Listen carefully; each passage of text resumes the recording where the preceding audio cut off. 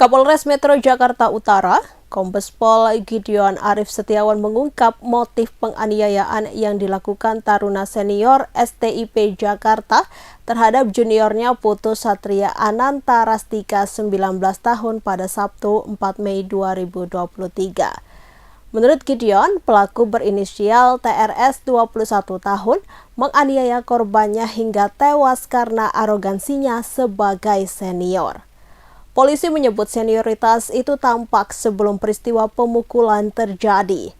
Disebutkan bahwa TRS sempat bertanya ke korban dan 4 temannya siapa yang paling kuat di antara mereka berlima. Kemudian korban mengatakan bahwa dia yang paling kuat karena korban merasa dirinya adalah ketua kelompok dari komunitas tingkat 1 tersebut. Mendengar ucapan itu, TRS seketika melayangkan pukulan ke arah ulu hati korban. Penindakan dilakukan menggunakan tangan kosong di toilet. Mereka dipanggil ke toilet karena sang senior merasa bahwa mereka melakukan kesalahan yang mana menggunakan baju olahraga. Adapun TRS kini telah ditetapkan sebagai tersangka tunggal dalam kasus kematian Putu. Tersangka dijerat dengan pasal 338 KUHP tentang pembunuhan dengan hukuman maksimal 15 tahun penjara. Diberitakan sebelumnya, taruna tingkat 1 STIP Jakarta bernama Putu Satria Ananta Rastika dinyatakan meninggal dunia pada Jumat 3 Mei 2024. Putu tewas akibat dianiaya seniornya TRS 21 tahun. Kasat Reskrim Polres Metro Jakarta Utara AKBP Hadi Saputra Siagian mengatakan penganiayaan terjadi di sebuah toilet yang berada di lantai 2 gedung STIP Jakarta. Kasus pembunuhan wanita dalam koper yang mayatnya dibuang di Bekasi, Jawa Barat bermula dari adanya cinta terlarang antara pelaku dan korban. Sebelum terjadi pembunuhan, pelaku mengajak korban ke hotel dengan dalih mencari angin segar. Dilansir dari kompas.com, pelaku yakni Ahmad Arif Ridwanullah, 28 tahun, mulai mengenal korban berinisial RM 50 tahun pada akhir tahun 2023. Saat itu Arif yang bekerja sebagai auditor melakukan perjalanan dinas luar kota dari Tangerang ke Bandung. Setibanya di kantor cabang Bandung, ia berkenalan dengan RM yang bekerja di bagian keuangan. Singkat cerita, rasa suka disinyalir mulai tumbuh di antara keduanya. Arif lalu mengajak korban untuk melakukan hubungan suami istri di salah satu hotel di Bandung, Jawa Barat. Beberapa bulan setelahnya, tepatnya pada April 2024, Arif kembali berkunjung ke Bandung dan bertemu dengan RM. Di sela-sela menjalankan tugasnya, pelaku mengajak korban untuk keluar kantor dengan dalih mencari angin segar. Korban pun menyetujui ajakan itu, lalu mereka pergi ke salah satu hotel.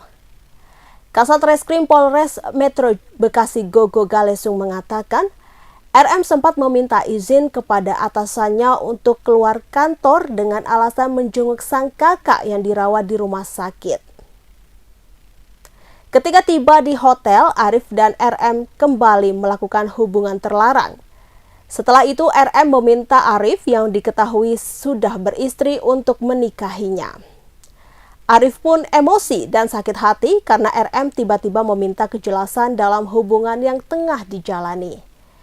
Ia lantas menganiaya korban hingga meninggal dunia dan jasadnya dimasukkan ke dalam koper. Arif kemudian meminta tolong kepada adik kandungnya untuk membuang koper berisi mayat di kawasan Cikarang Barat, Bekasi.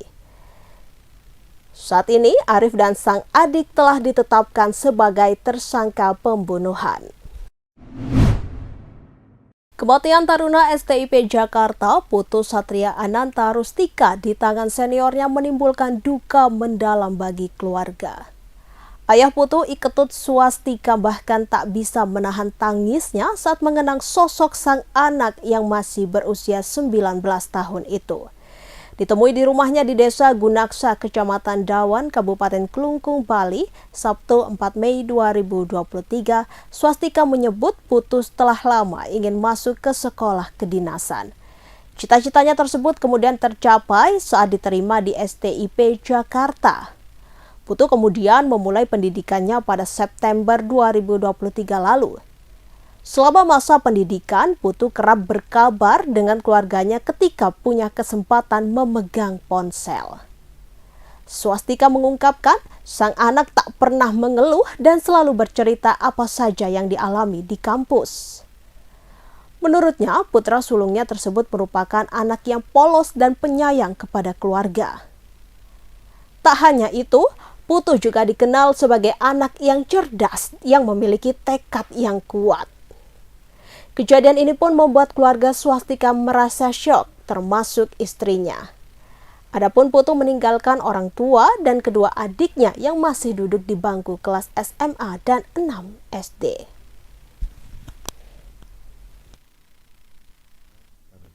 Delapan bulan. Ya. Terus beliau sering berkabar ke bapak? Sering. Kalau liburan pasti berkabar. Kalau hari Jumat kemarin kan biasanya IB dia. Baru bawa HP, telepon yang call sama keluarga. Terus ini memang cita-cita beliau sejak kecil atau gimana nih? Sejak dari sekolah SMA. Ingin cari sekolah kedinasan. Terus bagaimana tanggapan bapak setelah kejadian sekarang ini? Saya sangat terpukul keluarga. Kejadian ini, apalagi kematian anak saya kayaknya kurang wajar.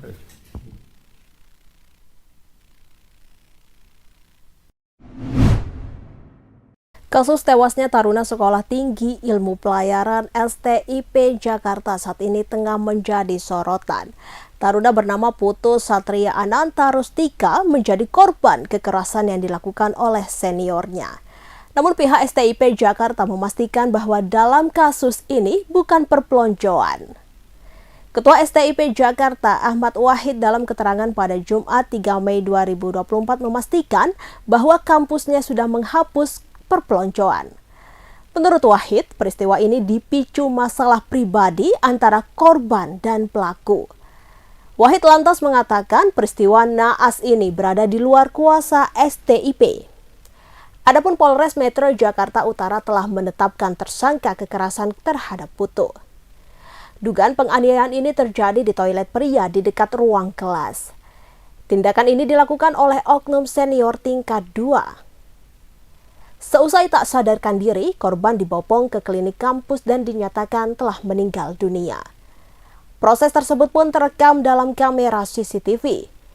Dari hasil pemeriksaan tim medis, korban mengalami luka lebam di bagian ulu hati. Jenazah Putu pun telah dilakukan proses autopsi untuk memastikan penyebab kematian dan sebagai alat bukti penyidikan.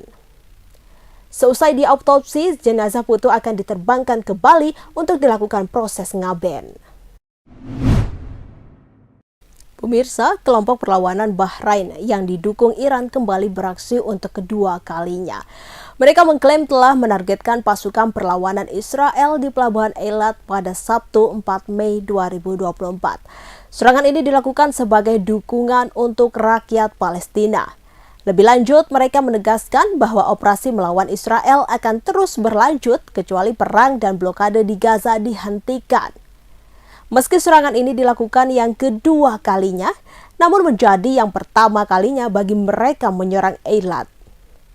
Diketahui sebelumnya, kelompok perlawanan Bahrain pertama kali menyerang Israel pada 27 April 2024. Namun mereka tidak memberikan rincian lebih lanjut mengenai dampak yang ditimbulkan.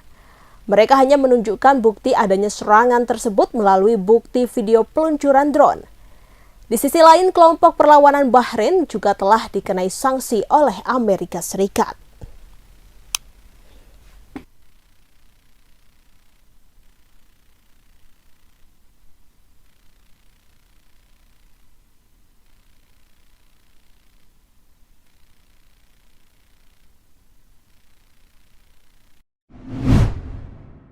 Pemirsa, Anda kembali dalam Sekilas Jawa Timur. Perayaan Hari Buruh di Ponorogo tidak diwarnai dengan aksi demo, melainkan diisi dengan santunan, senam massal, hingga bertabur hadiah. Perayaan May Day di Ponorogo digelar di alun-alun Ponorogo pada Minggu 5 Mei 2024. Untuk informasi selengkapnya akan disampaikan rekan Pramita Kusumaningrum. Baik, terima kasih rekan Eka. Benar sekali bahwa peringatan May Day atau peringatan Hari Buruh Internasional di Kabupaten Ponorogo tidak besar-besaran, melainkan diisi dengan santunan kepada anak yatim, kemudian senam massal, dan hingga bertebur hadiah. Peringatan May Day diperingati pada hari ini, hari Minggu 5 Mei 2024, di alun-alun Ponorogo. Terlihat Bupati Ponorogo Sugiri Sancoko juga hadir.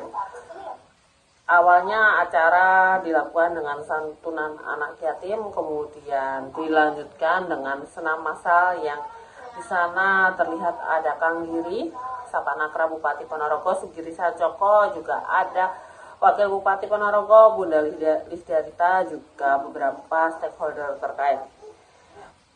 Perayaan May Day dilakukan secara damai. Kang Giri menjelaskan bahwa perayaan May Day harus saling gembira memperingati Hari Buruh, ungkap Bupati Ponorogo Sugiri Sancoko atau biasa disapa Kang Giri. Dia berharap bahwa pekerja dan buruh serta perusahaan dan pengusaha semakin sejahtera, juga ada hubungan baik antara pekerja dan pengusaha itu sendiri, juga dengan asosiasi masing-masing sehingga terjalin tripartit yang bagus. Selain itu juga Kang Giri menyoroti tentang pekerja migran Indonesia dari Kabupaten Ponorogo. Seperti diketahui, PMI dari Ponorogo adalah terbanyak dari tahun ke tahun. Di Ponorogo sendiri disebut sebagai lumbung PMI.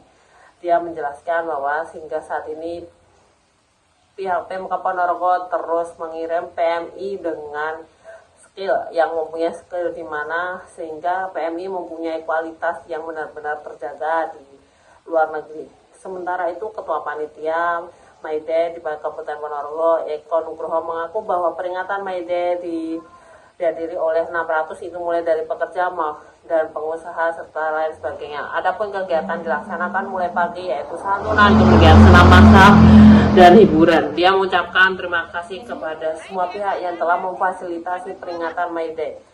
Demikian rekan Eka, laporan dari saya dari Kabupaten Ponorogo. Kembali ke studio, terima kasih.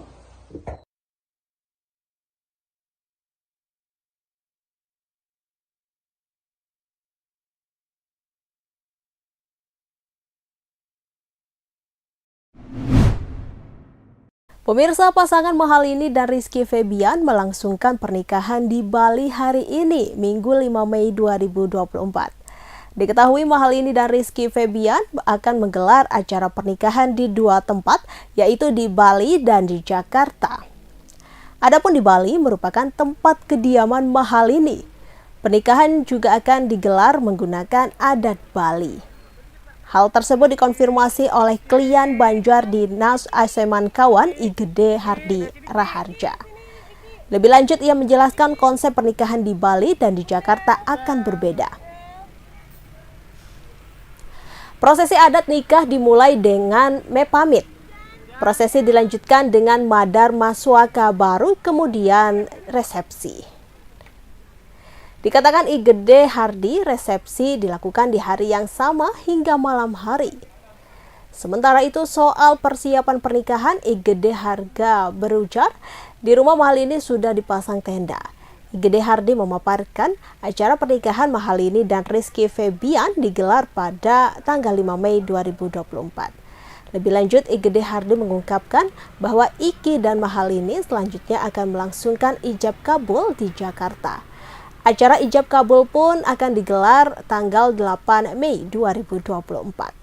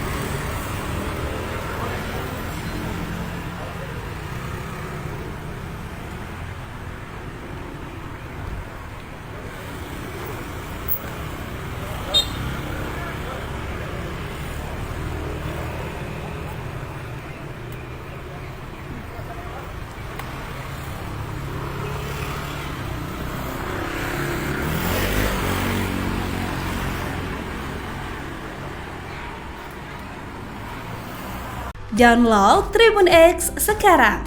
Menghadirkan lokal menjadi Indonesia.